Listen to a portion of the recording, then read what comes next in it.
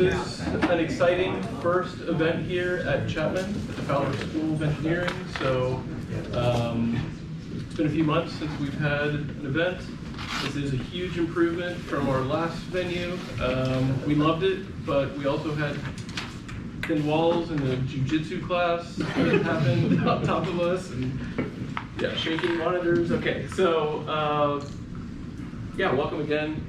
We just want to take a brief moment to say thank you to our sponsors. So everyone here at Chapman, Lauren, the Dean, Chelsea. Where's Chelsea? Oh, there you are. Thank you, everyone. Seriously, this is a great space. The program here that Chelsea's a part of is the MS in Electrical Engineering and Computer Science. The coursework includes all things kind of data science, machine learning, deep learning, very exciting stuff. If you want to find more information, you can email this email here, and all of our slides will be posted to GitHub. So for everyone who hasn't seen our GitHub or anything, we'll drop you a link at the end of the session here. And there are flyers for the masters right here. There's flyers for the masters. We also want to take a brief moment to thank UCI. They are our main source of funding for workshops and events that we put on. We do several like regression or portfolio workshops a year with both the business school, the Mirage Business School, as well as a newer program, the Master of Data Science. We do like a panel session with them every year, which is pretty fun. And for those of you who aren't familiar, we have an annual hackathon that we host at UCI. It's a ton of fun. Every year it's a little bigger. Last year we had to cap it at 80. We had about 15 teams. It's a full weekend. It's a lot of fun. So and that's coming up in April. Exactly. April-ish? April, May. Feel free to connect with us. I will, again, point you to the appropriate place here for our GitHub, but we have all this material there. Our link tree has links to all of our social. So updates, thank you again to Chelsea and the team here. Thanks to the organizers who really, it's a team effort. We couldn't get it done without them. You could just stand up, or yeah, we've got Rebecca, Emil, Pablo. Yeah, thank you all. You. And me, I'm Javier. So we'll be meeting here the third Thursday of every month, at least through May. And we are still planning our February meetup, so stay tuned for that. And I would say for now, meetup.com, or our events will be posted to Meetup as the place to find out more information about it. All right, and now for the main presentation. Beau Walker, he is going to present on IP protections for data scientists. Beau's a passionate data science entrepreneur and inventor, focus on IP-driven companies. He's had a very diverse career. It covers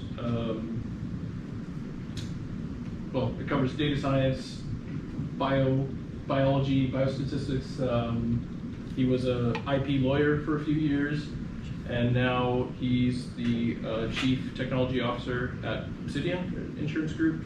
He's also running Method Data Science, which is a data science consultancy. And yeah, he's had many projects across the spectrum of e-commerce, advertising, healthcare, finance, real estate, and he holds several patents across those fields. So yeah, without further ado, thanks.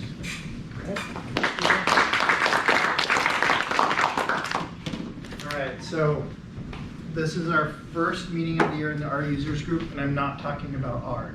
So I apologize for that. I first was introduced to R. It was the first stats class I took in my graduate degree. It was statistics for ecologists, and the whole course was in R.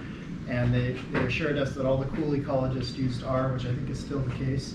But I, have used R significantly on every project and in my career since then. So, what we're going to talk about tonight is something that I passionately feel is incredibly important to anyone who's on a data team, but it's something that my guess is that most of you haven't thought that that's an important part of the data team. So, just to kind of start off, how many of you have ever been part of a patent application? Okay, we have one.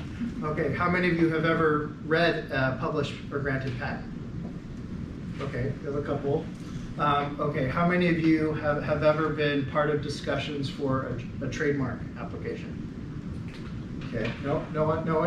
All right, so this is going to be good. So as I was preparing for this, and I was preparing my slides, and I realized, I don't want to bore you with a bunch of slides. I have some notes.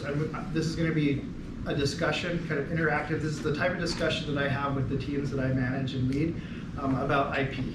We'll do a quick crash course in IP. It'll be just long enough so you have enough information, not too long so that it's boring, hopefully.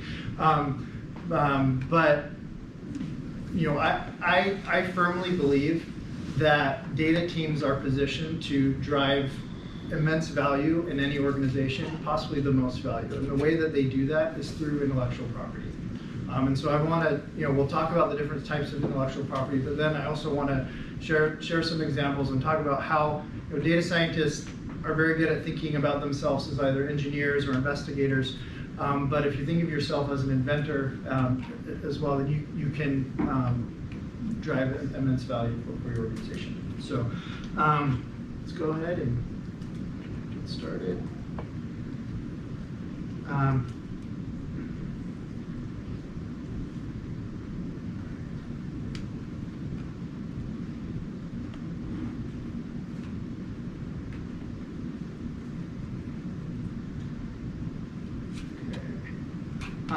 And if you would like my notes for this, I'm not going to make them available. I would like you to connect with me either email or LinkedIn. Part of why we're here is networking, and I'll share them with you that way. So, okay. So we've already talked about how I want to make the case tonight that IP is absolutely critical for any data team to at least be aware of. We're going to talk about, go through, there's 6 different types of IP that touch on kind of what all of us do, whatever our role may be, an analyst or data engineer or data scientist or statistician. And then I want to spend at the end talking about kind of how on a data team you can embrace the role of being an inventor. And this, all of us are in this field are really good at following recipes. That's a lot of what we do, blog tutorial or going through, let's look up something on Stack Overflow, or now it's ask ChatGPT to explain something of the steps, and really good at following recipes. And that's an important part of our job, but being able to take a step back and solve problems in a unique way is an immense skill. Okay, so copyright law. So who has been following the New York Times case against OpenAI? Right. So this is a huge topic right now in machine learning, and kind of what the courts decide is going to be really interesting on what copyright law. But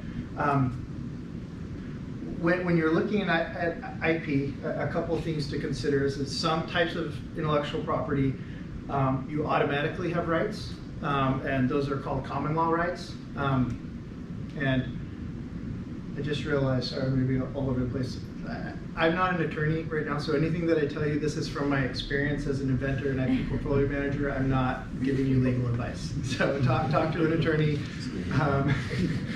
Spoken like an attorney. Yeah. I went to law school at UCI. I'm not an attorney now, and that really, the reason for that was, just as an aside to kind of show my love for R, I was the only person in my law school, maybe law school ever, that had an RStudio window open in contracts class and was programming. So I worked as a data science consultant during law school, and it took me 3 years to kind of realize that where my passion was. And so Anyway, so for IP rights, there's some IP rights that you just automatically have no matter what. There's others that you have to register for, but for all of them, you are responsible for enforcing them. The government doesn't go after people who are infringing patents. You, as the holder of that rights, have to assert those for yourself. And oftentimes, if you don't, then you lose the ability to do that. So, and we'll talk about that, an example of that. Trademarks really quick. Copyrights. So copyrights, high profile right now for machine learning. They cover expression of ideas. And this is, there was a Copyright Act in 1976, I think is when it came out, but that's, the act started in 78. You automatically have a copyright if you produce something and publish it. But in order to get damages, you have to register that copyright. And you can do that with the Library of Congress. They have the Copyright Office. It's really kind of a clunky process, and some people will copyright code or works of art. In New York Times, in order for them to have their case against OpenAI, they'd have to show that they registered every article. And to get statutory damages, they do have other damages do that as well, but there is a registration that grants you additional rights. And so, if as a data scientist, a couple things to consider is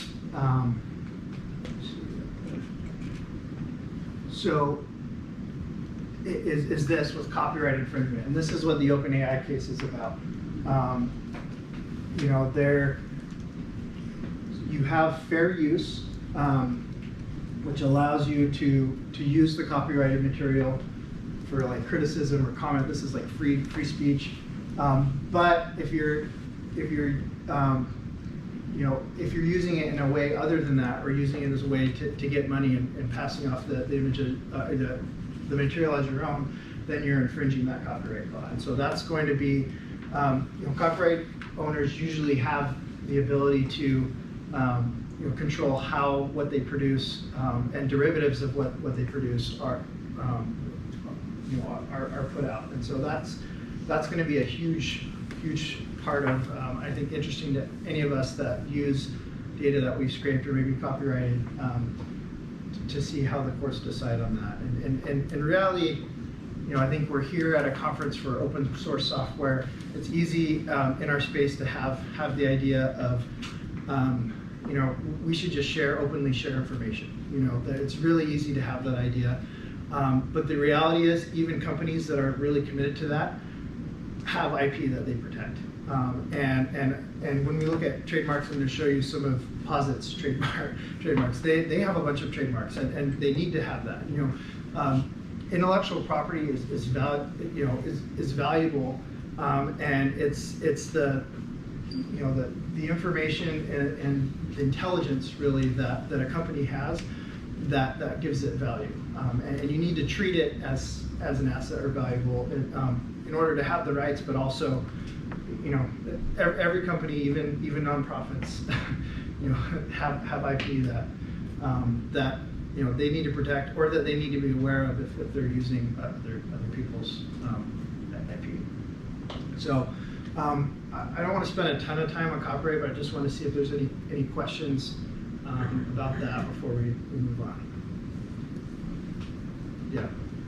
So this has never happened to me, but I've heard of situations where a data scientist posts something on their GitHub.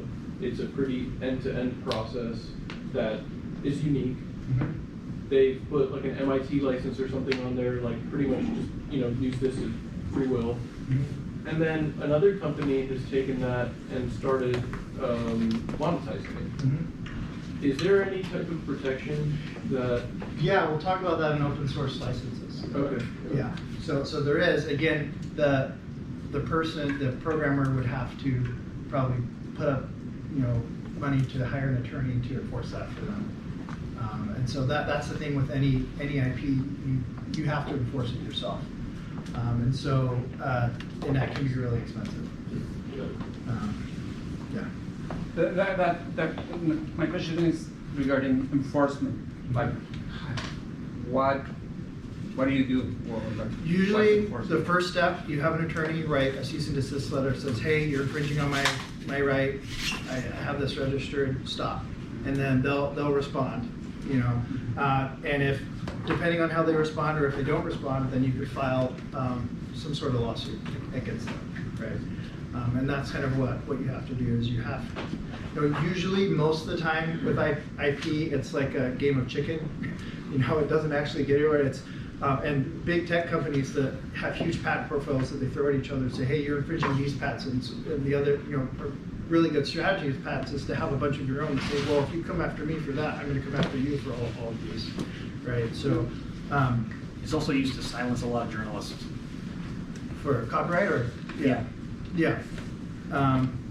Yeah, and that, I mean, if someone comes after with a cease and desist, doesn't mean they have a case. That's the whole, one of the reasons I hated being an attorney is there's so much of just like, you know, posturing and like, you know, trying to tear people down and trying to be scary. Like, you may not have a case and you can, you know, someone may come after you with a cease and desist, you may be totally in the right and it can still cost you a ton of money to defend. You know, it can be a headache, yeah. So you mentioned that the website for the application is a bit onerous and that New York Times has not submitted every article. Yeah. Can you talk a little bit about the scope of things that you might be envisioning people would be applying for copyright? Yeah, so within copyright, this audience? in our Experience? domain, Yeah. okay, really the only things that people copyright would be software code, right? And you'd only would want to do that, in my opinion, again, this is my opinion, not legal advice, if that code is going to be public. So you might also want to copyright something that would be doubly covered by an open source license. So you might not need to do that. You at very least, you can just put copyright, whatever the year, and you have the common law copyright. You might not need to register it. Databases, so a lot of countries actually have a type of intellectual property called database rights. Databases in the US don't have that same protection as other countries, but you can technically submit the database as a compilation and get copyright protection there. So generally, I would say in the stuff that I do of creating, I'm less worried about copyright protection for the stuff that I generate, unless it, you know, if I had a client where I was generating output from an LLM or something, I'd want that to be copyrighted for the company, you know, if they're generating marketing copy or something like that. For data teams, I think more of the concern is watching what's going to happen with this OpenAI case and seeing what, you know, generally, you know, the attitude towards scraping has been if it's publicly available and you don't have to go through a bunch of hoops in the website, it's up for grabs. The wrinkle in that is this copyright case, right? And you probably could still, I mean, I could see you probably still could mine New York Times articles and kind of summarize data out of that. And that would be different than what OpenAI, what they're alleging OpenAI did is basically the model's regurgitating word for word, which apparently they fixed now, but you know, that could be different. So, but we'll see. The hard thing is judges, there aren't most federal, there's only a few federal circuits that have judges that specialize in IP. Generally, the IP cases are just heard by random judges who may not have any background in data, may not have any background in technology. You know, the Supreme Court deciding on patent cases, none of them have like science or engineering backgrounds, and so we're kind of, sometimes we're left with, you know, some kind of weird ruling that we have to deal with. But yeah, okay. So yeah, so ChatGPT, by the way, if you need basic information on IP, it's pretty good. So I'm not going to bore you a ton with details. Patents, though, I wanted to talk about and spend some time, and I wanted to show you all how you can easily search for patents.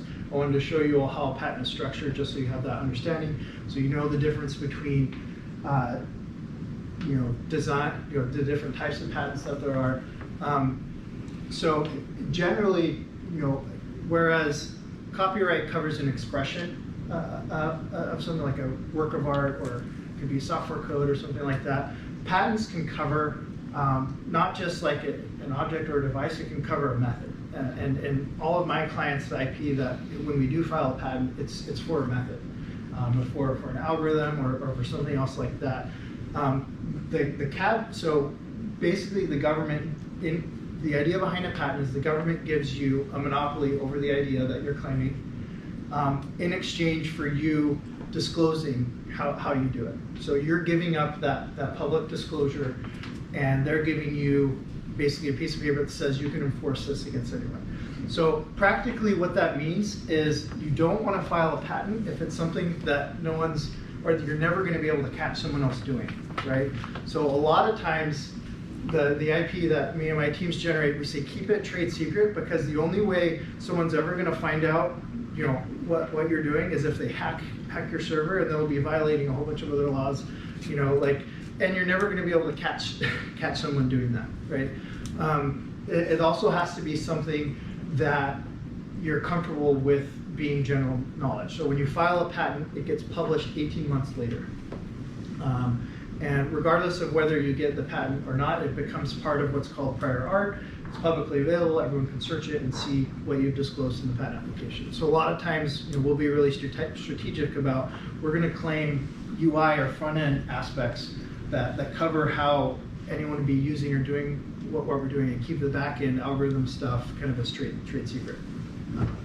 So, yeah. On trade secrets, is there like an umbrella trade secret policy or something where you could say anything my company creates? Yeah, we'll talk about trade secrets in a second. Okay. There was a helpful court case a couple of years ago that outlines exactly what you need for trade secret protection. Yeah. Well, it's not always like 18 months, right? Like the process from So- the moment that you file a patent application all the way until you get So granted. granting a patent can take years. So publishing your initial application takes 18 months. And that's not granted a patent, that's your application becomes public on the USPTO's website. My understanding, I thought when you file the patent application, I think initially I think you get what we call it like a provisional patent. Provisional patent is more like you're getting a ticket first until the patent officer basically pick up your case or pick up your application and start reviewing it. So that ticket only, it's like you go to the cashier bank. Yeah, so there, we'll talk about, I'll talk about that right now. So there's two types of patents that data scientists need to worry about. Utility patents, which would be methods, algorithms and stuff that fall under that, and we'll look at a utility patent. And then design patents, design patents. This is like all the Apple, Samsung battles over UI are all about design patents. And so they've been hugely important there. For utility patents, you have an option to file what's called a provisional patent. It does not get examined by the USPTO. It's basically a placeholder. So it's a lot cheaper than filing an application. It's basically a placeholder that says I have up to a year to file a real patent application.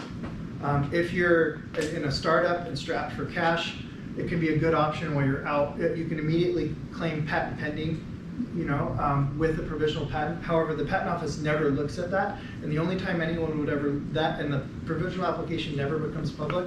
It can only ever become public if there was a dispute about you know, patent infringement, and you're trying to establish date. You know, like I came up with this idea.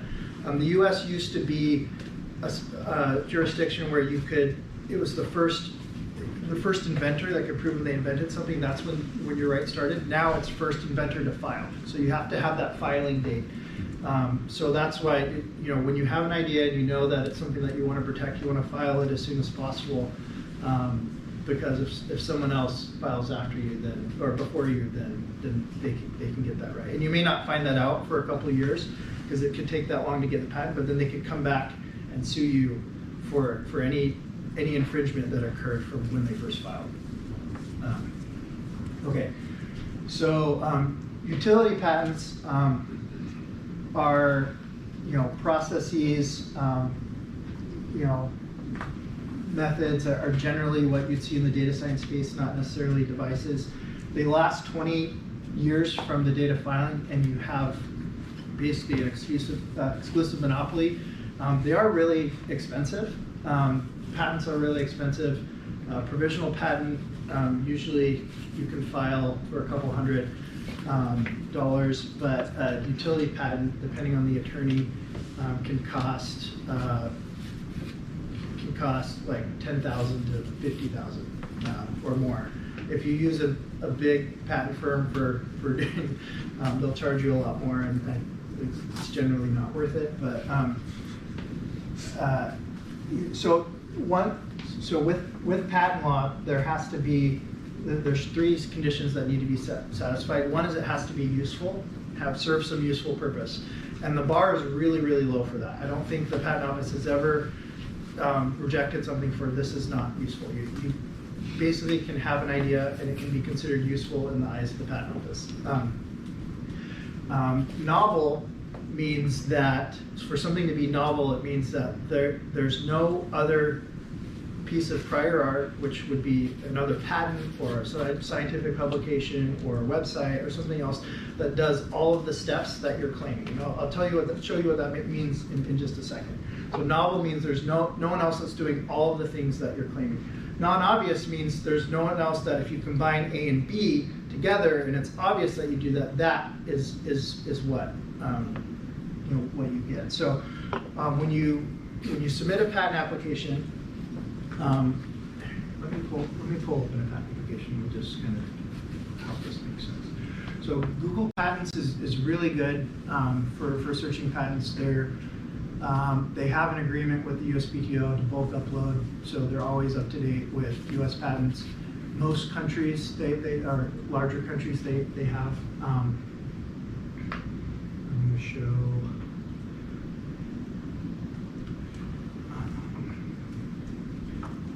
H2O technologies, just because Javier has been using XGBoost.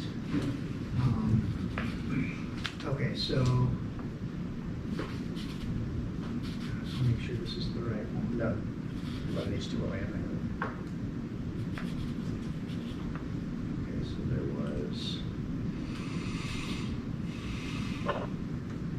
Well, this might be the different H2O. Okay. There was an H2O AI when you typed H2O. Okay, that's the problem. I did this earlier.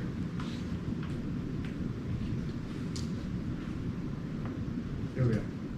Okay, so here is a patent, a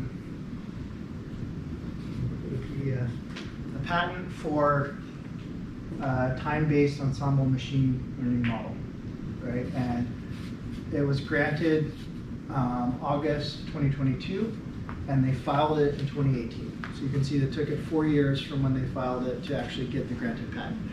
If they catch someone doing this, they could go back to this date and sue anyone who's doing it after that date. They have the 2 listed inventors. Inventors is not the same as ownership. When you invent something for your employer or for if you're a consultant for whoever hired you, work for hire, they are the owner of that IP, but you're still legally required to be, if you contribute to the claims, you're legally required to be listed as an inventor. So it's also, I mean, it's like publications in academia. It's a nice way for a company to recognize your work by putting you on a published patent. So if you look, they had an application. You can see when you file a patent application, the USPTO reviews it and categorizes it into what's called an art unit. So it's basically the category of that this falls into, and you'll be assigned an examiner. So the examiner is the government employee who is basically going to do everything that they can to tell you that you don't get a patent, right? What an examiner will do is they'll read through your patent application, read through the claims at the end, which at the end of the document is the patent claims at the end of the document.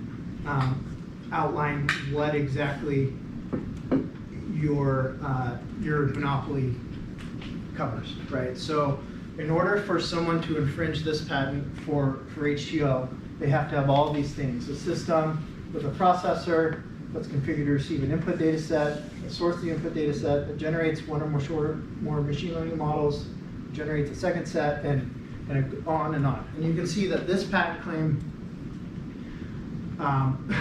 my assessment would be, this is a really stupid patent claim, because how are you going to get someone that's going to do all of those steps, right?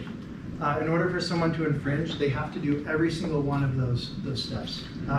So in general, the patent office is trying to, they'll eventually let in and give you a patent, but they're trying to narrow as much as possible what they give you.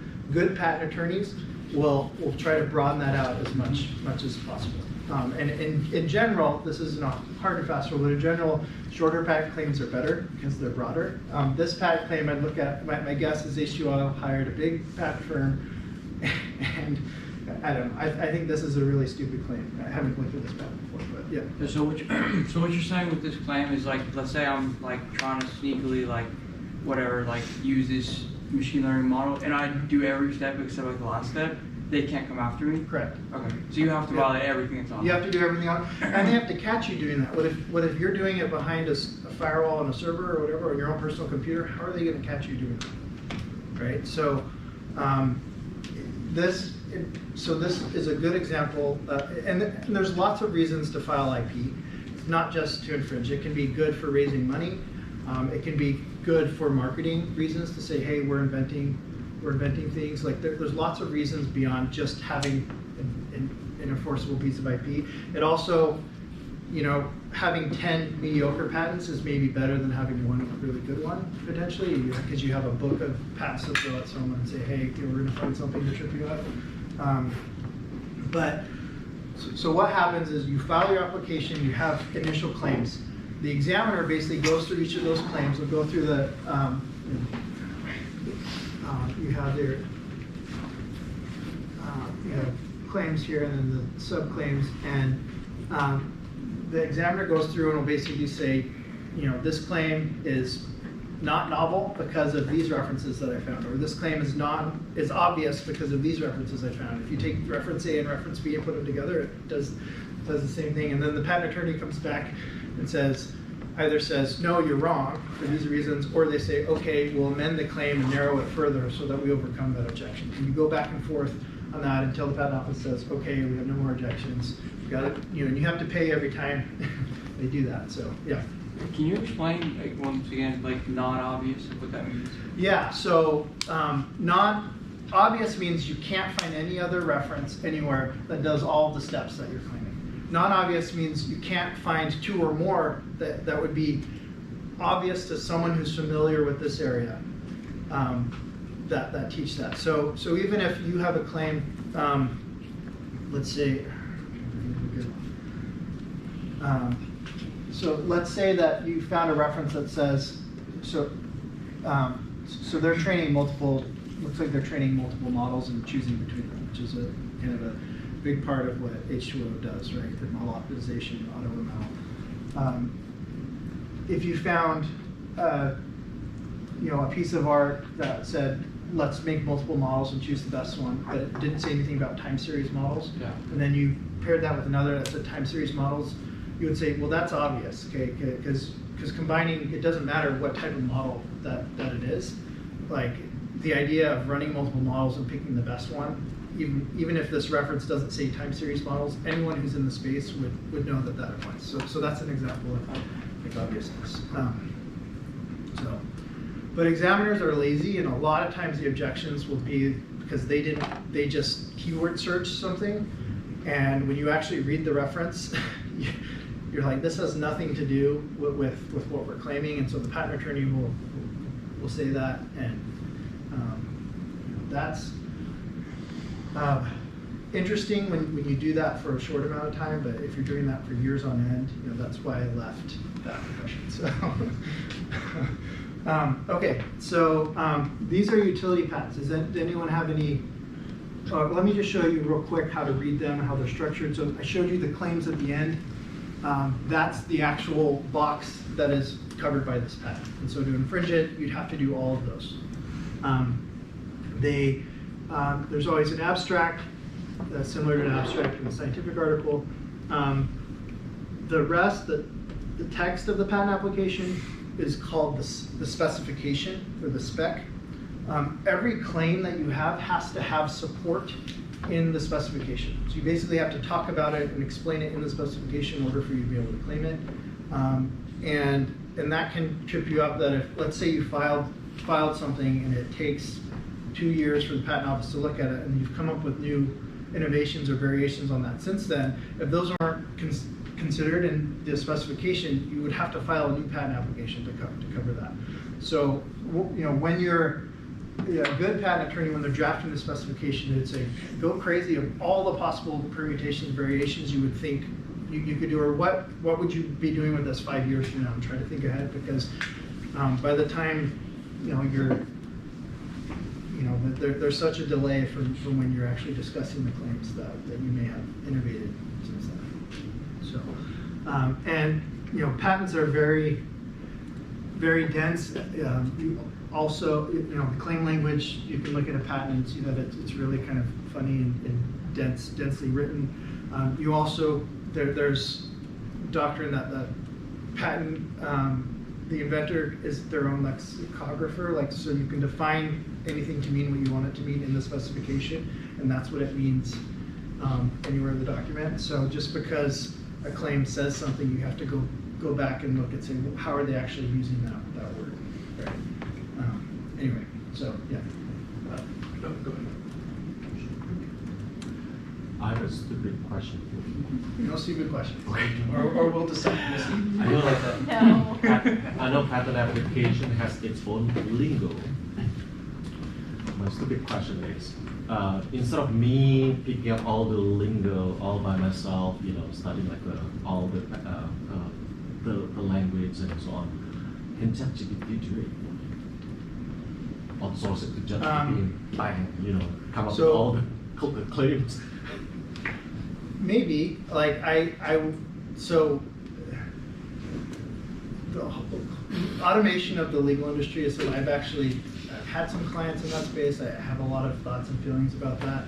Biggest problem with LMs right now is you don't necessarily know what it's going to put in, or making up citations. But you could say, draft me a patent claim that that includes these elements, and put it in plain language, and that would probably be fine. You know, if the patent office has a problem with that, they'll come back and you know, they'll ask you to amend it. But that, in my mind, that's no different than saying, hey, write me an R function that does this, you know, and then ChatGPT will return R function for that. There have been a lot of, I've been seeing in like my clients and my patent applications, a lot more prior art references that look like they were generated by AI, and just have like a vomit of a whole bunch of different information in them. And the examiners are using them, but then you actually read it, it's like completely nonsensical.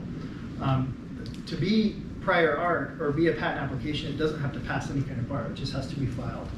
To get a patent, you know, then it actually has to mean something. So I don't think we're at the point yet where there have been a lot of startups over the past 10 years that have tried to automate patent drafting or claims drafting. I think with the advances in LLM, it's probably a lot better than it's ever been.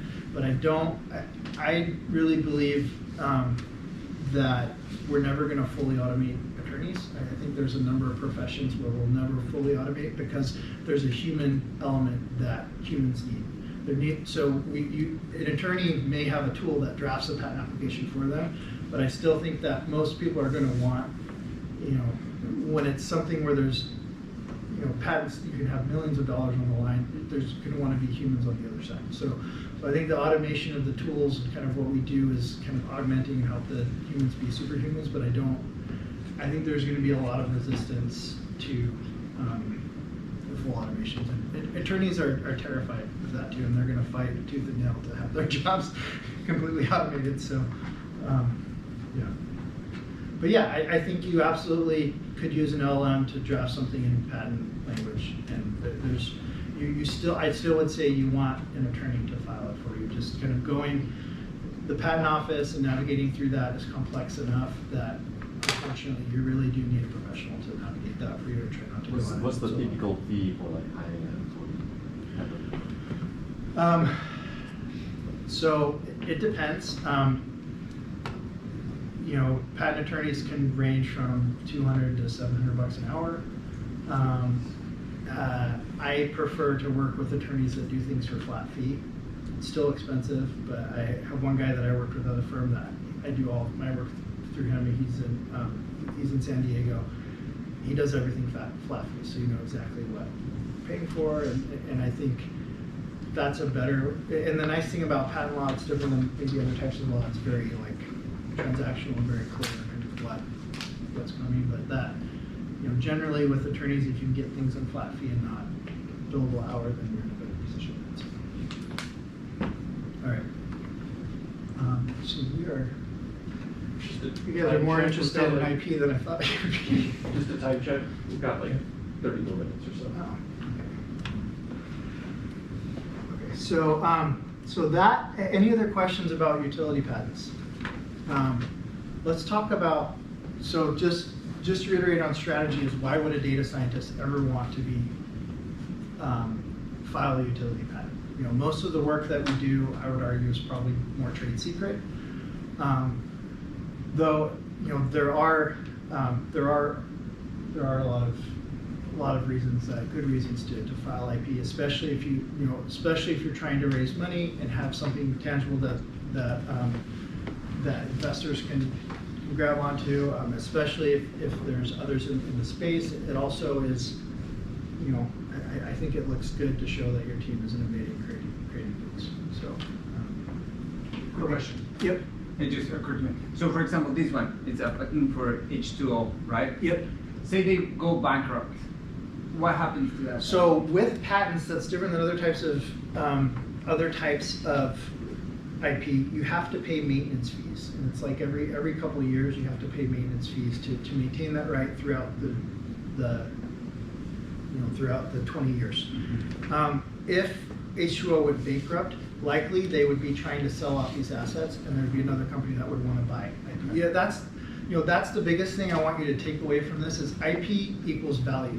Like, all of you at data teams are creating value for the companies that you work for, and that's intellectual property. But in order for it to have value, you have to recognize that it has value and actually treat it as if it has value. And that's, all IP rights, you have to actually do something to have that right. Okay. Okay, let's move on to design patents.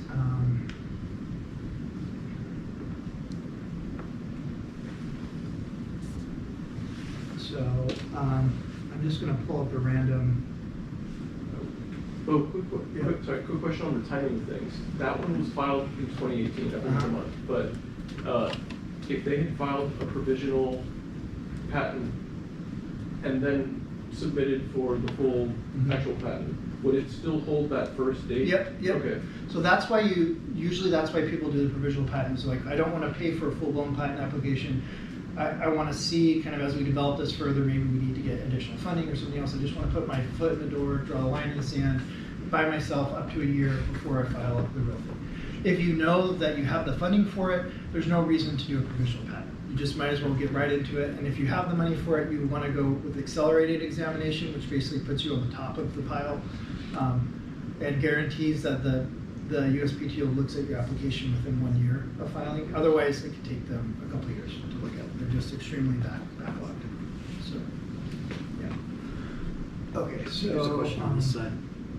What? Yeah, so with the utility patent, when it expires in 20 years, like, is it a pretty smooth renewal process, or is it like, can other companies kind of fight for that? So you've all had generic prescriptions, version of prescriptions. Those are prescriptions that had a patent on them, and then the patent expired, so any company can make that formulation. So it just goes, it's kind of, open season at that point. Like the day.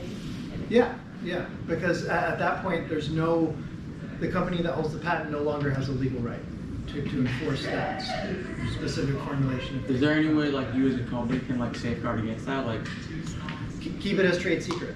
yeah. But that's why, like, Coca-Cola the Coke recipe is so heavily guarded because if they had filed that as a patent, they're disclosing the exact recipe, right? And then that expires and anyone else can do that. So the answer to that is trade secret. But, you know, to keep something as trade secret like that requires, that's a massive amount of effort. So a lot of times with patents, it's just better to like disclose it, get it out there, get something that's easier to enforce. Yeah. Okay, so let's look at this design patent. So design patents are different than utility patents. Is look, there's only one claim, but this is not actually what's legally enforceable. So it just says an ornamental design. So utility patents patent how things work. Design patents are just how things look. It's just ornamentation. So the important part of a design application, and this is really, this looks like the notes app. It's just, they just filed one of it. Design patents, yeah. That's all that they had to do. They're way cheaper to file. They're way cheaper to prosecute back and forth. And they're a really powerful tool for UI. And this is all that Apple had to do. Typically, I don't want to find another one because they just literally did a screenshot. And they probably filed hundreds of these. Can you, Let's look at that iPad, or that, this is iPod. Yeah. Okay, so you can see in the US, design patents are always black and white line drawings. And I actually had a startup that I developed. They were doing automating prior art search for design patents. And the biggest challenge that we had at the time was that everyone would want to search what's an actual image, right? So like an image of an iPod, but converting that to a line drawing is actually a really complex process because all your vectors embedding this would be a line drawing black and white, and the computer does not, you know, an algorithm, a color picture, a photo of this is drastically different. You know, like the pixel values and everything is completely different. And so that was a real challenge that we had to overcome. And so but we did, and it still has like the best design patent searching that I've seen. But okay, so here, one thing with design patents is the hard lines are things that they're claiming, and the dotted lines are things that could potentially be different, right? So an iPod that had different size, ports on the top would still be covered by this design.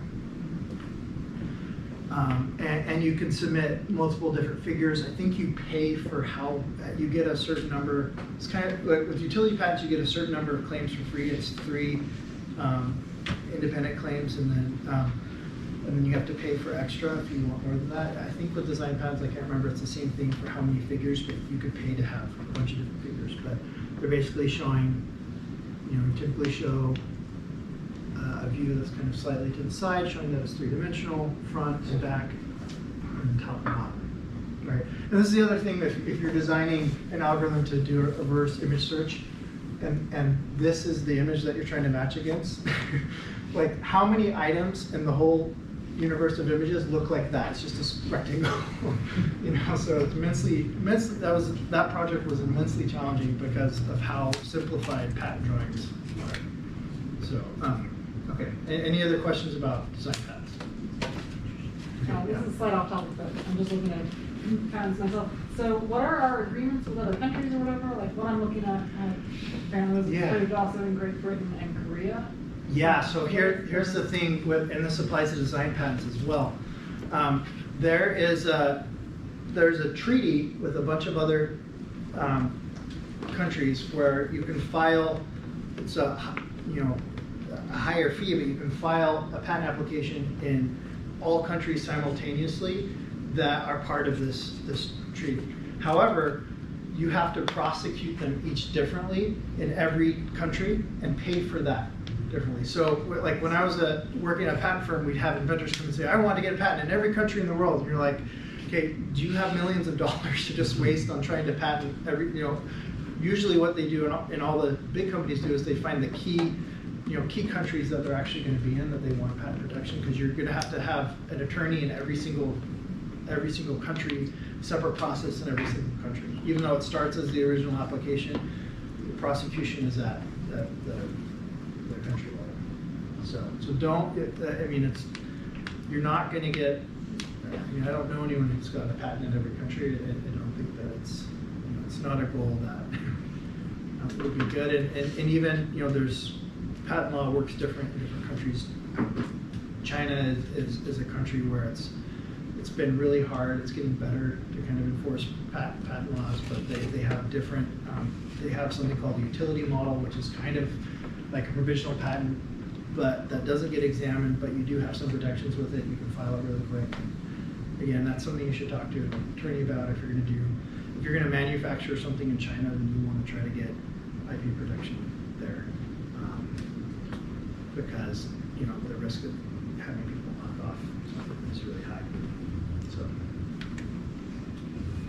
which on that topic, this has nothing to do with what we do as data scientists, but one of the ways you can enforce your patent if it's a device is actually going to U.S. Customs and Border Control and saying, hey, this is the patent I have, stop any items that are not from me that come in with that. So you can actually go down to the port at Long Beach and give them your patent, and they would look for counterfeit goods. But you have to be the one to enforce that. They're not going to look for counterfeit goods unless someone tells them. Yeah, like Massimo had a heart rate detector that the Apple Watch was using, and they almost stopped Apple Watch sales. Yeah, well they did. Apple Apple had to release a software update to disable that. So, but Massimo had to basically speak up for that and have a strong case that Apple was infringing. So okay, let's move on to a different type of IP then. Okay, so trademarks. Trademarks are really important. The purpose of trademarks is to protect consumers of products, to make sure that there's not consumer confusion about where a good or product comes from. The nice thing about trademarks is most jurisdictions, including the US, have common law rights. So just by being a business and having a product, you have some level of protection. But if you register, you can get federal protection. Usually common law rights might be geographically located, right? So if there was an In-N-Out in Florida and In-N-Out didn't have a federal trademark, the In-N-Out in Florida could still operate, but if someone tried to open a new In-N-Out in California, they probably couldn't do that because there have been common law rights there. So for a trademark, you can either so marketplace confusion. You can trademark a word, or you can trademark a combination of a word and a design. And there's also gets into more complex of trade dress, like McDonald's, like the golden arches, and kind of the way that the restaurant looks, like that is covered under trademark law. But again, the purpose is not protecting an idea, it's protecting the consumers of a product so they know where that product's coming from. So I wanted to show you how to do trademark search. So the USPTO, which does patents and trademarks, not copyrights, so that's my favorite Congress, they have a pretty easy to use trademark search. It's called TEST. And so if we look at POSIT, so when you have a trademark, you have, if it's a word mark, that's just the words, kind of with no formatting, and then you have to categorize it in goods and services, basically what that covers, right? So you can see that there's a lot of different posits, and some of them are, again, these are rights that you have to maintain once you get them approved, and they can be abandoned if you don't do that. So you can see our beloved POSIT has a couple trademarks, so they do have IP, even though they're a non-profit. They have IP that they're paying for to protect and to protect against competitors. This is the design mark of their new logo and POSIT. And then the goods and services, educational services, providing courses, and you'd have to get a different one in each different kind of goods and services that you want to cover. So they have like downloadable software, right? They also have word marks of just those. And when you're, so the way that, you know, data science teams were generally not involved in trademark. Usually that'd be like marketing team. But you know, it's still something that's good to be aware of. It's way less expensive than a patent to get. Yeah.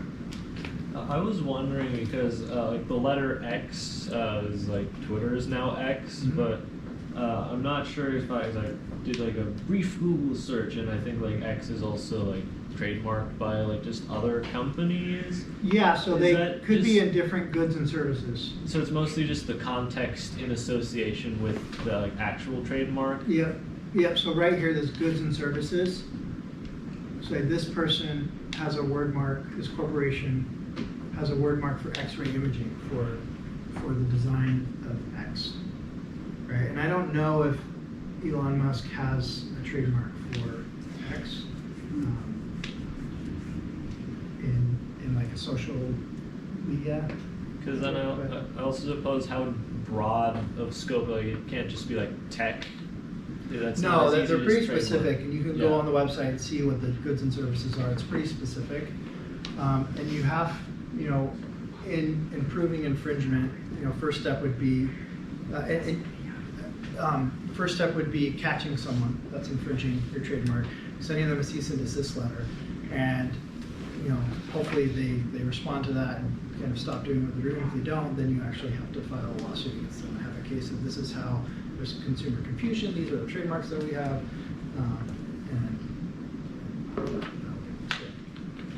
trademarks never expire if you keep maintaining them, which is different than patent or copyright. Quick question.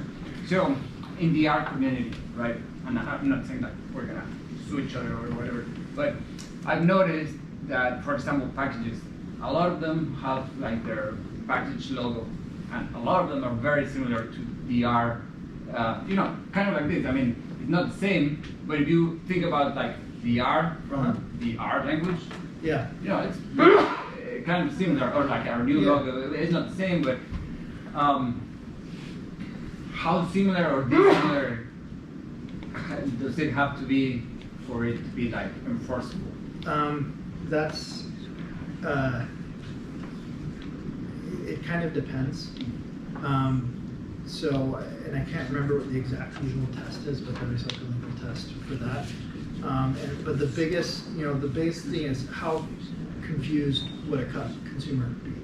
Like if a consumer saw this, would they think that this is our software, right? And our software logo might be covered under like fair use or like a Wikipedia kind of something like that, and not trademark. And usually companies like that, you know, would kind of, you know, Posit in our studio is a company that's you know, makes money, but the R Foundation, you know, may not be as interested in protecting their logo, you know, in the same way, or they may want to encourage, you know, kind of the community involvement. So, but that's a good question. I assume it also depends on what license you put your logo under. Yeah, yeah. So the R logo is like Creative Commons attribution share alike. Yeah. So that allows you to like share that logo as long as you give appropriate attribution. Yeah. I heard that in the Rust community, there's a period where they really try to like enforce you can't use the word Rust commercially. But they tried really hard to make people not use it, and it was like the whole thing. Yeah, so that's, there's, in trademark law, in order for the government to give you a trademark, it has to be, it can't be descriptive, or if it is descriptive, it has to acquire the secondary meaning. So an example would be if I had a computer company named Computer, like, you know, that's entirely descriptive of what it is, And it would be like the government would not allow me to trademark that unless I had established over years and years of sales that when people hear that word, they associate that with me and my product. On the flip side, if you don't enforce your trademark, you end up with a situation like Kleenex, which that has, you know, you can't enforce the word Kleenex now because people use that to mean tissue, and it's gotten so common. But whether or not that's a problem for Kleenex as a business, it's kind of for them to decide. It might be ubiquitous enough. Like everyone says, I'm going to Google something, whether or not, well, everyone does use Google as a certain search engine, right? So, and that might be a case where Google in that context is not so concerned about that as a trademark, because with that notoriety comes a lot of other benefits. But that is one thing you can kind of have your trademark rights run away from you if you become too old. Can you trademark like a character, like if you have a, what are they called, like little character for your company? Yeah, so like logos and other things like that you can, and so like Mickey Mouse has, there are aspects of Mickey Mouse that fall under trademark protection. Although like, you know, the Steamboat Willie Mickey Mouse is now public domain. You know, Disney does still have a bunch of IP rights. So. Okay, trade secrets. So this is what I would argue is probably the IP that most of us develop on an ongoing basis, whether or not we realize it. So what is a trade secret? You know, it's a good definition: practices, design, formulas, processes, or any information that provides a business advantage over competitors that don't have that knowledge. So anything that your company would not want their competitor to know could be classified as a trade secret. And this is not, you don't have to register for a trade secret. You don't have to file with any government entity and say, I want a trade secret on this. But you do have to prove, you know, you have to, if there's a violation of trade secret, you have to prove that there was a breach of that. And you have to prove these things, that the information was not generally known or readily discernible. Like, okay, so we had our, you know, a private GitLab repository that had our code. You know, that's not publicly available. So it derives independent economic value. So that information is actually vital to the business. And the business has made reasonable efforts to maintain secrecy. This include NDA, it could be employee agreements, it could include 2FA authorization, or all of those things are genuine enough to show that that you're treating the trade secret as something that needs to be protected. So, yeah. And there's not like a document your legal team needs to prepare for this? No. Oh, interesting. No. There's not. I do think it's worthwhile for data teams to help management know that they are generating trade secrets and say this is something that has immense value that we probably could patent but we shouldn't, you know, so that they realize that you're generating value for the company. So a lot of times I like to help my clients know, like, we're inventing stuff for you. Just because we don't file a patent on it or don't want to doesn't mean we're not inventing something that's immensely useful. So the trade secret, it's like can it be like a private patent that like the company owns but like doesn't tell anyone about, but then like they can come after like I mean, in the same way. It's not really a patent. It'd be like the Coca-Cola recipe, right? Coca-Cola has that under locks and key, and if that got out, and it maybe has gotten out, but they could sue the person for that, for damages. Okay. Yeah. Think of it more of as a recipe or a technique that you learn in a role, and the company has told you, when you leave this company, you can't take this from the company and go to your next employer with it. It could be databases fall under this, you know, proprietary customer lists, you know, really, there's a whole, you know, most of what we do in any of our jobs could fall under trade secret. Not to get too sidetracked, but I'm just assuming like a big part of protection for like trade secrets is just knowing it's a trade secret and making sure people like keep it within the business. Yep. And then in terms of like, I'm assuming you'd use like non-disclosure agreements potentially. Yep. And I suppose if someone violates that, does it stop becoming? No, it can still be a trade secret, but then you would sue them for breach of that. So technically, even if they break it and you go after the person, other people still can Yeah, go based yeah. off of the. Yeah, but it's not like the illegally- floodgates that it Yeah. just opens up and you lose that protection. Yeah. Do you have examples of trade secrets that have been enforced or whatever from the data realm? Not off the top of my head, but I know that there's a lot. It sounds very hard to enforce. I mean, you have to prove that there was a leak. Yeah.